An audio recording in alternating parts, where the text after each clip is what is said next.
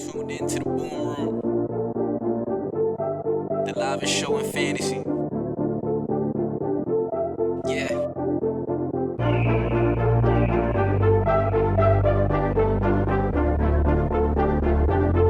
Welcome to host Walt, Igler, Beat It Fantasy League.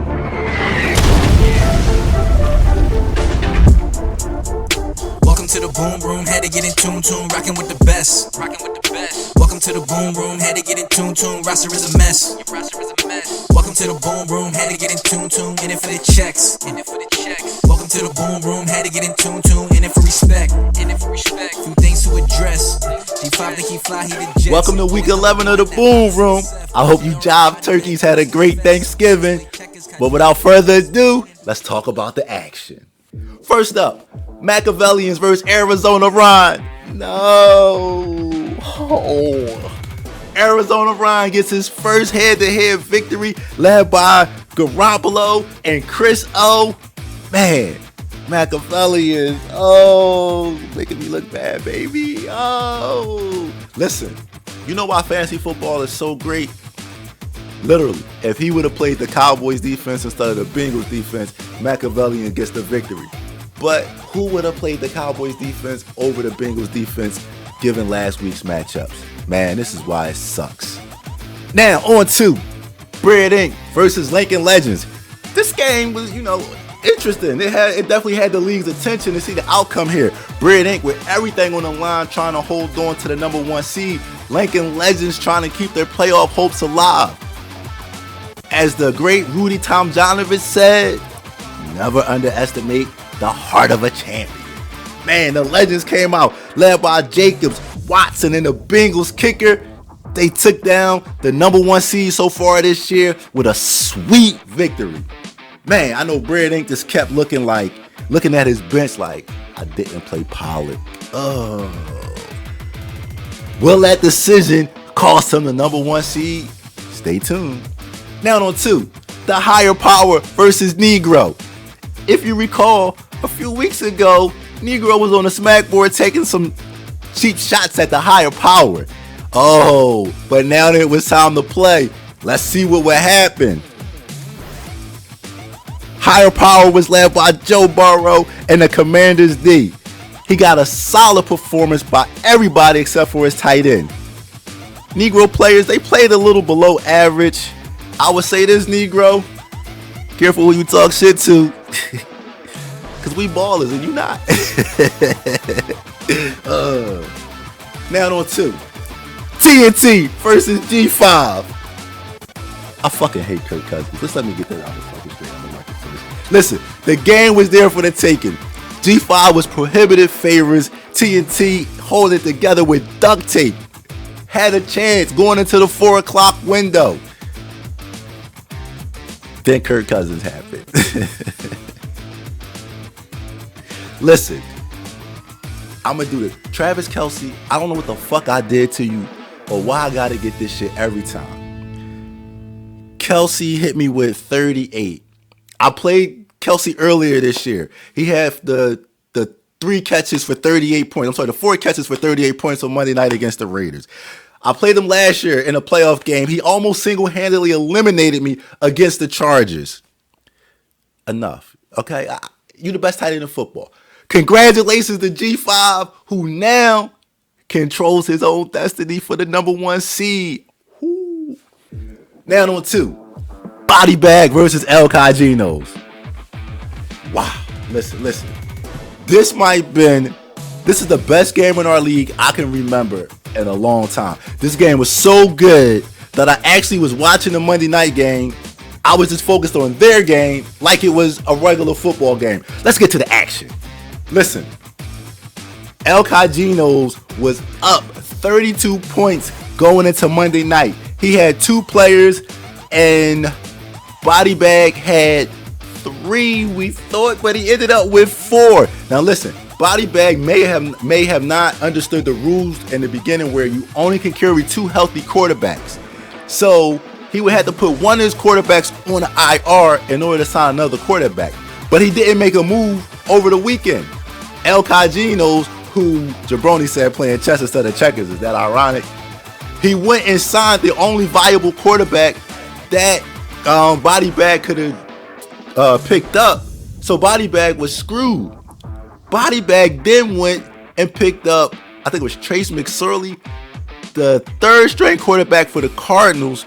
I'm going to tell you like this. In real time, the smack board was I was about to light this nigga up. Oh my God. Something said, no, just wait. Let it play out. You still can get your jokes off. So, boom. Game starts. Rondell Moore, one of the players that Kajinos has. -6 points on the first play, and he hurts his hamstring. This shit just got interesting now. Oh boy. So, Niners defense looking good. Hopkins looking good. Who else did he have out there? I'm sorry, I'm drawing a blank.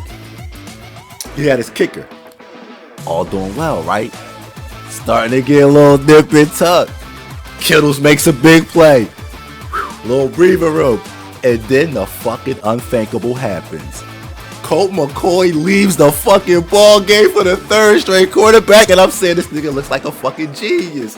I was like, yo, now that you think about it, why not do it? What do you have to lose but $5? Now, Tim wouldn't have did it because he didn't want to lose the $5. But why not fucking do this shit? Like, so now I'm thinking, good shit, I didn't get them jokes off on the smack board. I'm thinking about Kev. Like, I know Kev is like, yo, this shit is crazy. So he gets in the game, but nothing really happens. And it was like, I kind of wanted it to work because it's a story that you tell your grandkids.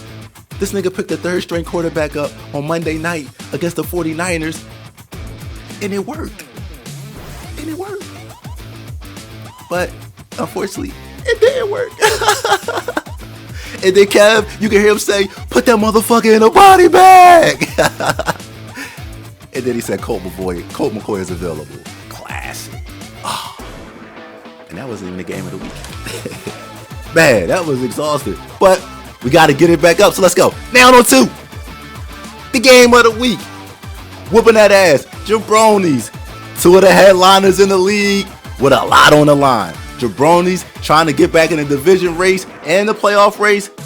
Whooping that ass. Trying to hold off 3 teams in this division. Only 1 game behind. Listen, Jabronis, they flex their muscles from the start. Getting it done.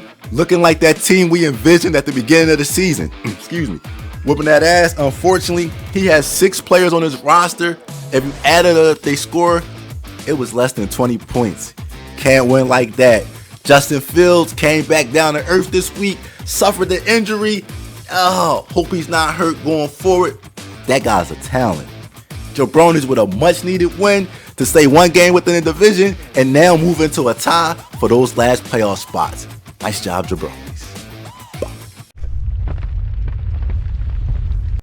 Hey, let me get comfortable for a second. Put my mic up. We're going to chill for a little bit. I wish I had like an L or something real quick. New segment, man. Try to bring something new every year.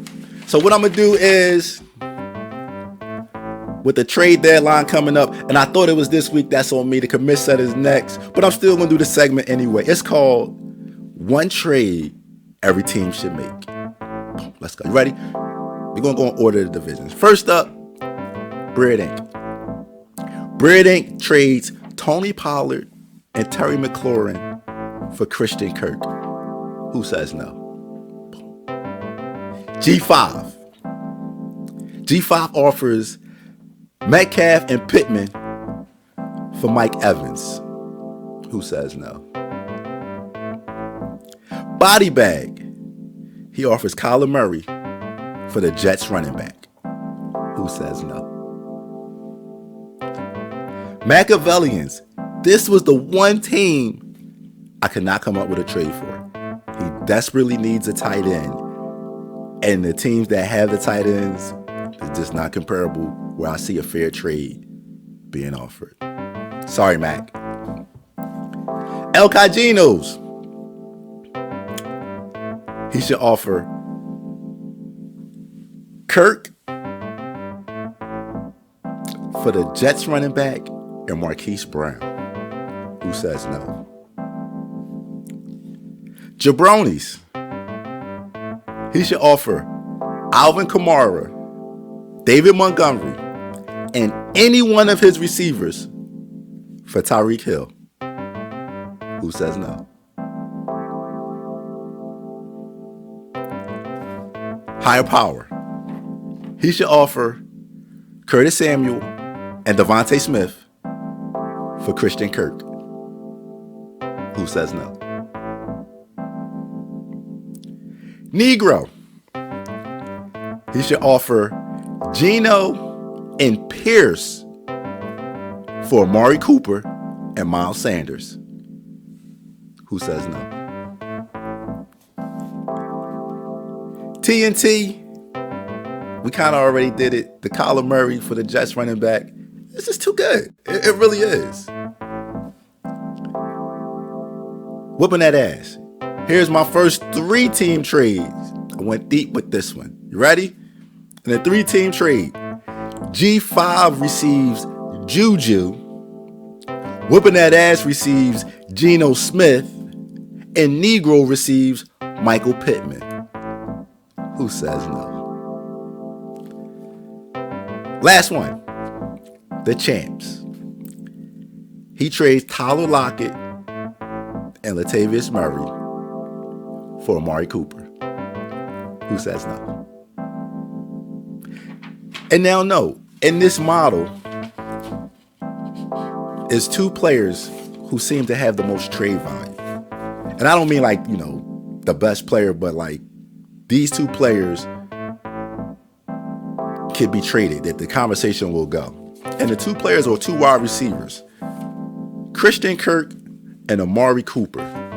They're the 2 players that the team seem like, you know what? I can rock with them. Listen, let's see if any of these trades come to fruition. I can't wait to see what trades really happen between now and the trade deadline. Good luck, turkeys.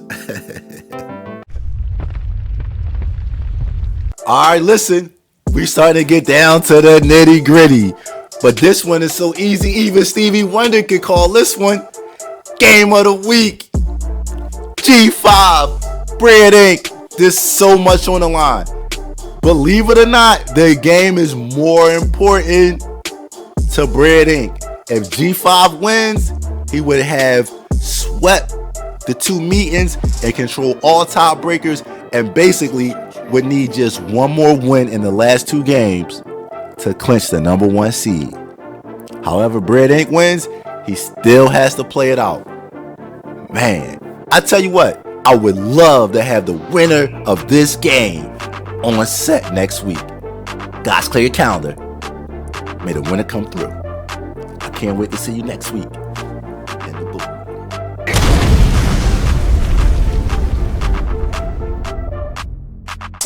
In it for respect, few things to address. D5 think he fly, he the Jets. Always number 1, now opposite is Seth. Put JR in body bag, I must confess. Some owners play checkers, Kajinos play chess. Me, T, and do really like Clay, Dre, and Steph. Don't do too much talking, they still wanna press. The main ones that's talking, they team don't impress.